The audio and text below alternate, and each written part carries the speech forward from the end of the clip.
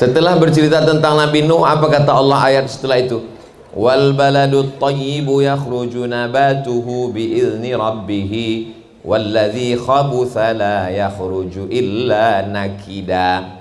Tanah yang bagus akan mengeluarkan tanaman yang indah. Tidak ada tanah yang lebih subur daripada tanah Indonesia. Gemah ripah, loh jenawi, tongkat dan batu jadi tanaman, untayan zamrud katulistiwa. Indah. Tapi ketika kita pergi ke Maroko, dari perjalanan ibu kota Maroko, bahasa Arabnya ad-darul bayda, dar rumah, bayda putih. Tulis Latinnya Casablanca, tulisan Latinnya Casablanca. Casa artinya putih, Casa artinya rumah, Blanca blank, kosong, putih, tak ada warna. Casablanca, rumah putih. Dari Casablanca ke Rabat naik kereta api 2 jam, kanan kiri hanya tanah tandus yang mengeluarkan pohon kaktus. Tanah yang subur akan mengeluarkan bunga mawar yang indah dipandang, cantik, harum semerbak, luar biasa. Pohon kaktus buahnya anyep, bunganya tidak menarik, mau dicium hati-hati hidung kita bisa bengkak. Walaupun benihnya bagus, tapi kalau ditanam di tanah yang tandus hanya akan mengeluarkan tanaman-tanaman yang rusak. Tapi kalau tanahnya baik, ciri tanah yang baik 3M.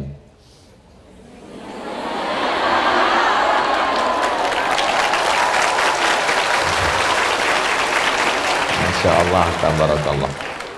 Begitulah Allah subhanahu wa ta'ala menceritakan bagaimana hebatnya. Maka diantara kalau mau memperbaiki bangsa ini adalah perbaiki ibunya. Kalau ibunya baik, insya Allah anak-anak menjadi baik. Makanya kenapa bisa lahir Al-Amin? Al-Amin hanya dilahirkan oleh Aminah. Hanya Aminah lah yang melahirkan Al-Amin. Jadi kalau ada hari ini anak-anak yang tidak baik, lalu kemudian bapaknya mengatakan, kenapa anak kita tidak Al-Amin? Karena kau bukan Aminah. Alhamdulillah, semoga 7.000 hamba-hamba Allah yang solihah ini Aminah semua. Dari mana Ustaz tahu mereka Aminah? Tidak ada yang tampak dari tubuhnya kecuali hanya bola matanya. Yang lainnya dijaganya, dipeliharaannya. Dari ujung rambutnya sampai ke ujung kakinya adalah amanah dari Allah. Dia yang menjaga amanah itu adalah Aminah. Maka hari ini kita pergi ke pasar. Orang kalau lihat buah-buahan di pinggir pasar terbuka, kena debu, kena panas, dia tidak mau beli. Dia pergi ke mall, dia cari buah-buahan yang ada dalam plastik, plastiknya di dalam etalase kaca, kacanya di dalam toko, tokonya dikunci di dalam mall, mallnya dikunci di dalam kota, kotanya diawasi oleh polisi dan tentara. Dia mau buah-buahan yang terjaga dan terpelihara. Tapi ketika manusia, dia mau yang terbuka. Logika berpikirnya bagaimana? Maka ketika ada seorang perempuan sarjana dari Yaman sedang presentasi ke Amerika, lalu kata orang Amerika melihat dia menutup tubuhnya, kata mereka, ini manusia primitif yang datang tidak tersentuh peradaban. Dengan tersenyum dia bertanya, lalu yang kamu maksud peradaban itu apa? Peradaban adalah yang terbuka. Lalu perempuan cerdas ini menunjukkan gambar monyet. Kalau begitu kalian kalah peradaban dengan ini, karena dia terbuka semuanya. Kecerdasan seorang perempuan dikirimkan sebagai ilham dari Allah subhanahu wa ta'ala.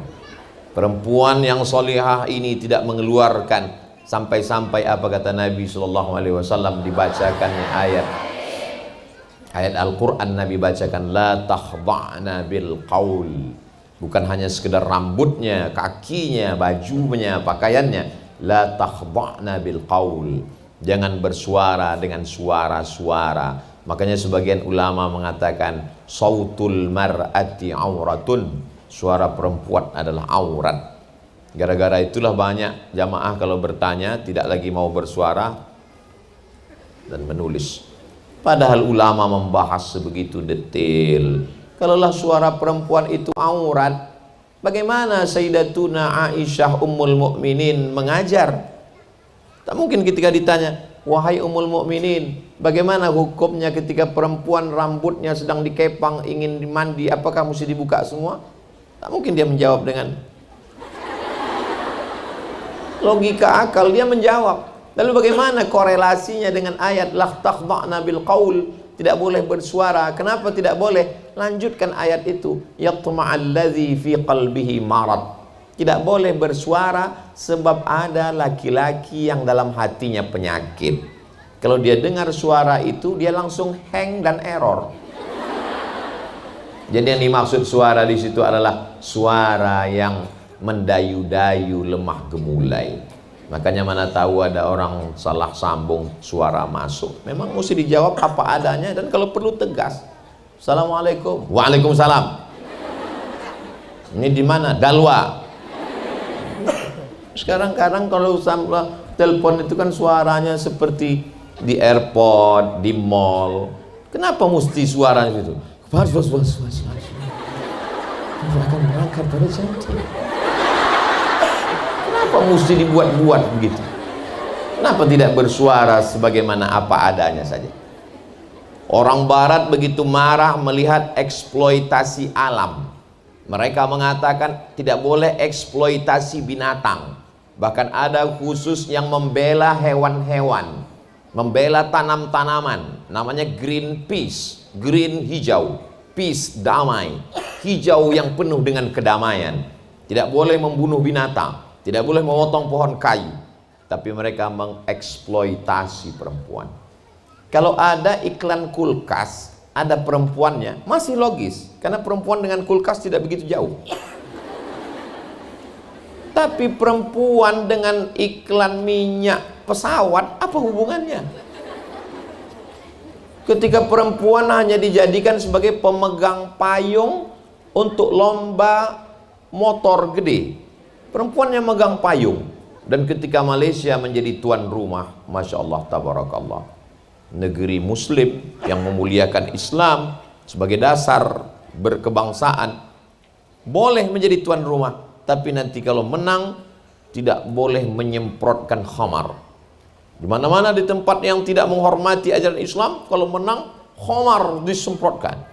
Ternyata ketika disemprotkan minuman bersoda tetap berbuih. Lalu kemudian perempuan yang memegang itu pakai baju kurung, baju Melayu. Disebut baju kurung, baju Melayu. Kenapa kurung? Karena tubuhnya terkurung. Tidak kelihatan lekuk tubuhnya. Baju kurung itu panjang saja dan pakai kerudung menutup aurat. Dan ternyata terjadi, terwujud tanpa harus mengeksploitasi perempuan. Perempuan dalam Islam bukan tidak boleh beraktivitas. Tapi ini ayatnya jelas, Ustaz. Waqarna fi buyutikunna. Menetaplah kamu ke rumah. Betul.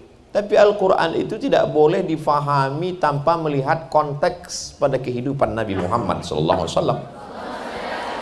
Suatu ketika Nabi melihat Asma binti Abi Bakar membawa makanan onta di atas kepalanya. Nabi membantunya mengangkatkan dan membawanya pulang. Nabi tidak ada marah. Seandainya Nabi marah, ya Asma, jangan lakukan ini, berarti hadis qauli. Tapi Nabi membawa pulang menunjukkan hadis takriri. Kita tahu ada hadis fi'li, ada hadis qauli, ada hadis takriri. Persetujuan Nabi terhadap perbuatan Asma menunjukkan perempuan boleh beraktivitas. Itu dasar pengambilannya, kata Syekh Atiyah Saqar dalam kitab Fatawa Al-Azhar, kumpulan fatwa-fatwa Al-Azhar. Pada masa pemerintahan Sayyidina Umar ibn al-Khattab, Amirul Mukminin, maka perempuan ada namanya polisi disebut wilayah Hisbah, yang sekarang mungkin kita mengenalnya istilah Satpol PP, untuk menjaga pasar kota Madinah. Dan yang menjadi ketua wilayah Hisbah saat itu adalah Ummu Syifa. Ummu Syifa adalah perempuan. Belum ada sampai hari ini dalam sejarah Ummu Syifa laki-laki. Menunjukkan bahwa perempuan boleh beraktivitas, tentu saja dengan syarat dan ketentuan berlaku.